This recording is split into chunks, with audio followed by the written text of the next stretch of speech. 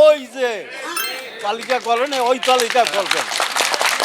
হ্যাঁ, নামছি জানেন হইয়া তার মধ্যে তার বিএমপির কার্ড দিয়া একবার বলে গেছি আমি, বিএমপির কার্ড দিয়া তাকে কার্ড থেকে করছে গুন্ডারা। ওই যে তালিকা ছাড়া লোকগুলিতে আমরা সেই লোকের আমাকে দরকার। তালিকার থেকে বাদ দিছে আমলিকের গন্ধ দেখা আমরা আমলিকও করবো, ওই বিএমপিও করবো, সব ভোট নুরুদ্দিন মোল্লার। আর হিন্দু ভাইদের ৫৭,০০০ ভোট, ইয়াতে ইনশাল্লাহ একটাও কোথাও যাবে না। আমার এলাকায় যে হিন্দু আপারা আছে, হ্যাঁ, প্রায় ৪৫০ ভোট থাকো, একটা ভোটও আশা করি ইনশাল্লাহ ওই যে জাহাজ ছাড়া কোনো ধানের শেষ আর ওই যে পাংখা বাতাস করুক আর যাই করুক, ওই বাতাসে আমরা এই বলে আমার বক্তব্য শেষ করছি। আসসালামু আলাইকুম। করণের দোষে আজকে আমরা আমলিকে ত্যাগ করলাম। আমরা সাথে কেন তার মামু ভাইগনা করছে বুঝছেন, আমার ঠিক মতো সার্টিফিকেট দেয়নি। ওই দিশের মতো নয়, যেটা সালাম করলো বলে কুকুরের মতো এরকম করে আমাকে রাখছে। ইনশাল্লাহ আমরা এই ৬০-৭০ জন মুক্তিযোদ্ধা আসছি, ইনশাল্লাহ আমরা দামাল কামাল নুরুদ্দিন মোল্লার পিছে আসি ইনশাল্লাহ।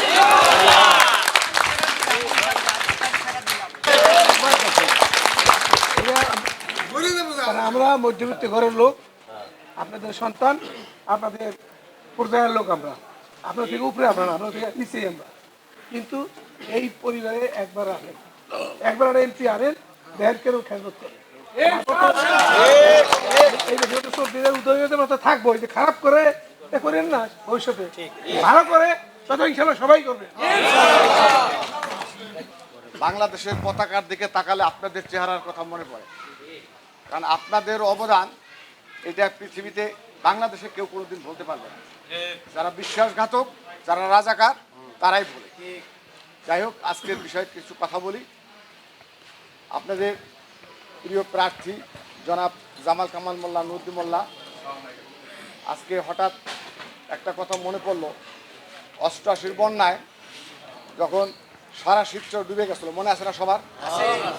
তখন এই নুরুদ্দিন মোল্লা একটা বড় নৌকায় করে এক নৌকা চাল নিয়ে একজন নিয়ে আমার বলে যে চল আমরা চাল দিয়ে আসি, কুতুবপুরের ওদিকটা চাল দিয়ে আসি। তখন আমি ভাবছি মনে মনে যে এই লোক একদিন ইনশাল্লাহ জনপ্রতিনিধি হবে। আজকে সেই প্রমাণটা, দীর্ঘদিন আগের মন্তব্যের প্রমাণটা আজকে আমরা আপনাদের মুখে, আপনাদের চেহারায়, আপনাদের কথায় আমরা সেটা অনুভব করতে পারতেছি। আপনারা দয়া করে সকলেই যার যার পরিবার সকলকে নিয়ে ভোট কেন্দ্রে যেয়ে জাহাজ মাখলে আপনারা ভোট দেবেন এবং শিবচরের উন্নয়ন কামনা করবেন, এই বলে আমি শেষ করছি।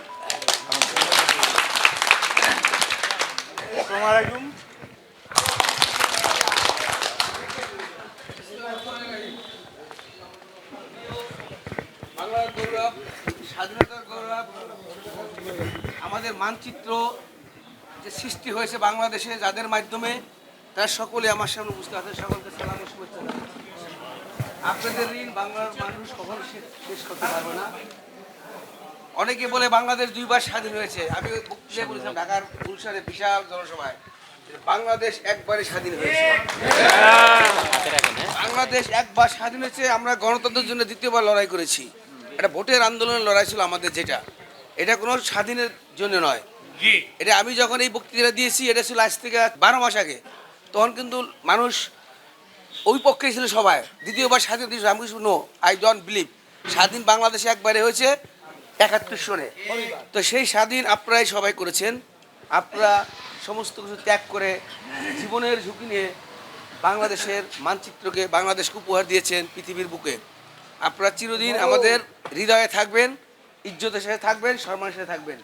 আপনাদের ঋণ বাংলাদেশের মানুষ কখনো শেষ করতে পারবে না। আপনারা সমাজের গণ্যমান্য ব্যক্তিবর্গ, আপনারা জানেন সমাজ কি করলে সমাজ ভালো থাকবে, আপনাদের এই মাতৃভূমি শিবচর কীভাবে ভালো চলবে, কাকে দিয়ে ভালো চালাতে পারবেন, এটা আপনারা সবাই জ্ঞানী এবং গুণী মানুষ, আপনারা জানেন। আপনাদের সকলের কাছে আমার আপিল রইল, আপনাদের স্ব জায়গা থেকে আপনার সকলকে আপনাদের বিবেক দিয়ে বিবেচনা দিয়ে যে কারে দিয়ে এই শিবচর এই মুহূর্তে চালানো যাবে, শিবচর শান্ত থাকবে, শিবচরের মানুষগুলো চাঁদাবাজি মুক্ত থাকতে পারবে, মামলাবাজি ব্যবসা থেকে দূরে থাকতে পারবে, কে শিবচর উন্নয়ন করতে পারবে, এটা আমার চেয়ে মনে আপনার সাথে ভালো জানেন এবং ভালো বুঝেন। তা আমি আশা করি আপনারা আপনাদের বিবেক দিয়ে আপনাদের পরিবারের সকলকে নিয়ে আপনার আত্মীয় স্বজনকে নিয়ে আলোচনা করে যদি আমাকে এই সুযোগটি দেন, আমি আশা করি আপনাদেরকে কখনোই আমার দ্বারা আপনাদের অপমানিত ছোট হবেন না। আশা করি আপনাদের আশা আমি পূরণ করতে পারবো।